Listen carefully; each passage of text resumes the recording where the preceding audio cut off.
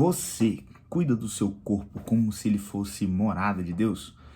Porque é isso que ele é. Você hoje vai entender que as coisas simples como comer, dormir bem, você treinar, mostram que você glorifica a Deus. Fala pessoal, aqui é o Thiago, eu estou fazendo essa série aqui sobre a teologia do corpo e você vai ver muita gente aí pela internet falando sobre essa parte da teologia que é voltada para nós, seres humanos, nosso ser como indivíduo, mas muito na parte de sexualidade e muito pouco sobre a parte de treinar, comer, dormir, porque justamente as pessoas elas pensam muito mais nessa parte da sexualidade, que a maioria dos textos que falam sobre isso na Bíblia são voltados para essa área, só que eles envolvem também a prática física, e a maioria das pessoas se especializa na parte de sexualidade e não na parte de exercício, que é a minha especialidade, né? Então eu estou trazendo para vocês essa parte aqui do conhecimento, que é tão importante quanto para a nossa espiritualidade, é nossa vida de devoção a Deus. Se você não viu esse outro vídeo aqui, eu já deixo de recomendação aqui. Vou deixar aí na descrição para você dar uma olhada depois. Eu vou indicar uma playlist também que tem todos esses vídeos que eu estou falando sobre isso. Então, vamos lá. Primeiro, o corpo como templo não é metáfora, é doutrina, tá? 1 Coríntios, capítulo 6, versículos 19 e 20, diz assim, ó, aqui minha Bíblia Filament, link tá na descrição também, já fiz um review dessa Bíblia aqui. Pô, a câmera saiu da posição. Voltando pro nosso versículo aqui, devaneio, vocês sabem que aqui é ao vivo mesmo. 1 Coríntios, capítulo 6, versículos 19 e 20. Eu já falei isso no vídeo anterior também. Vocês não sabem que o corpo de vocês é templo, que o Espírito Santo habita em vocês e lhes foi dado por Deus. Vocês não pertencem a vocês mesmos, pois foram comprados por alto preço, portanto honrem a Deus com o seu corpo. Honre a Deus com o seu corpo. Isso envolve várias coisas. Você honrar a presença de Deus no seu corpo. O templo lá no Antigo Testamento era o lugar onde Deus habitava, que a gente sabe que Deus ele não está preso a nenhum espaço físico, mas hoje a gente tem essa noção diferente de que Deus ele habita em nós, porque ele mandou o Espírito dele para habitar no nosso coração. Hoje somos nós que somos habitados e não o templo como era lá no Antigo Testamento. Então, como seria a sua rotina se você lembrasse diariamente que Deus ele habita dentro de você? Como seria se você vivesse acreditando realmente que isso é verdade? Porque muita gente sabe disso, mas simplesmente vive como se isso não acontecesse. E fica comigo até o final, tá? Que você vai entender muito mais coisas. E o segundo é que as práticas físicas, elas são também expressões da nossa fé. Você cuidar da sua alimentação, você está mostrando mordomia. 1 Coríntios 10, 31 quer dizer que você precisa trabalhar esses aspectos também como parte da excelência. A gente não é dono da gente. A gente foi comprado por Deus, então ele é o nosso dono. A gente glorifica a ele através desse corpo aqui, porque a gente é dele. A gente precisa trabalhar isso na nossa vida, essa questão da mordomia, essa questão de trabalhar o seu corpo como excelência para Deus. E você cuidar da sua alimentação, você está demonstrando mordomia. Você dormir bem, você está mostrando que você está obedecendo o ritmo da criação, porque o seu corpo ele foi feito tanto para trabalhar quanto para descansar.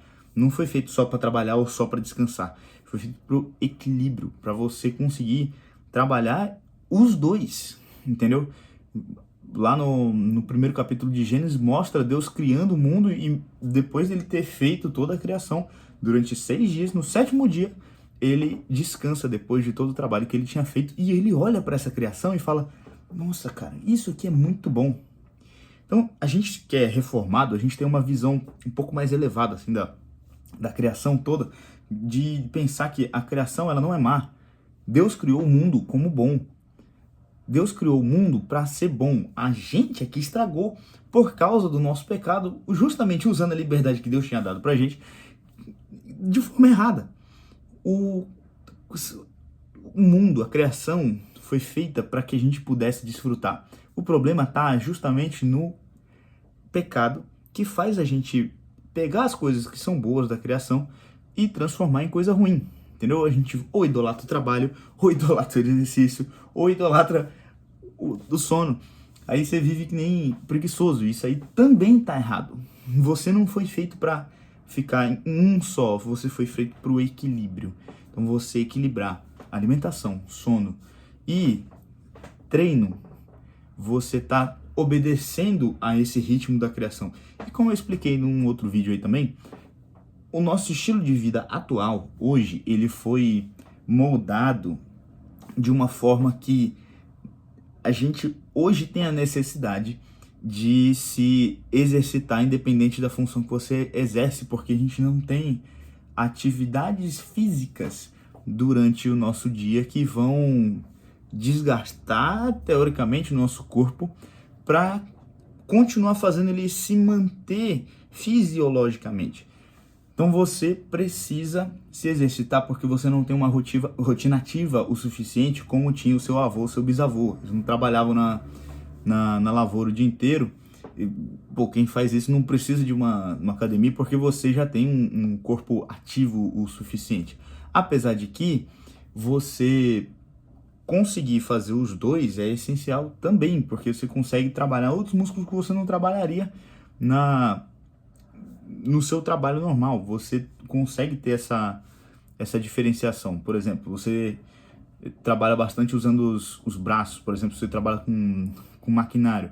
Às vezes você ir para academia para conseguir complementar isso treinando perna é essencial também.